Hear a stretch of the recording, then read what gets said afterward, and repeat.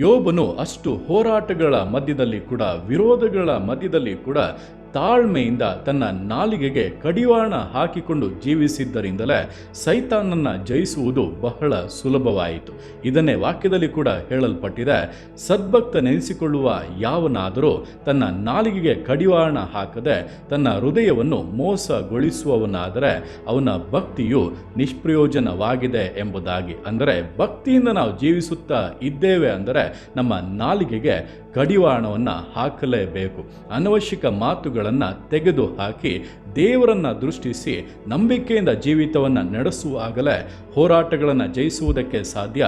ಸೈತಾನ ಕಾರ್ಯಗಳನ್ನು ಲಯ ಮಾಡುವುದಕ್ಕೂ ಅವನ ಕುತಂತ್ರಗಳ ಮೇಲೆ ಜಯಶಾಲಿಗಳಾಗುವುದಕ್ಕೂ ಸಾಧ್ಯ. ಆದ್ದರಿಂದ ನಾಲಿಗೆಯನ್ನು ಕಾದುಕೊಳ್ಳಿ, ಅದರಲ್ಲಿ ಜೀವ ಮರಣಗಳಿದೆ ಎಂಬುದನ್ನು ತಿಳಿದು ಜ್ಞಾನದಿಂದ ಉಪಯೋಗಿಸಿ ನಿಶ್ಚಯವಾದ ಆಶೀರ್ವಾದಗಳನ್ನು, ಜಯಗಳನ್ನು ಕಾಣುತ್ತೀರಾ.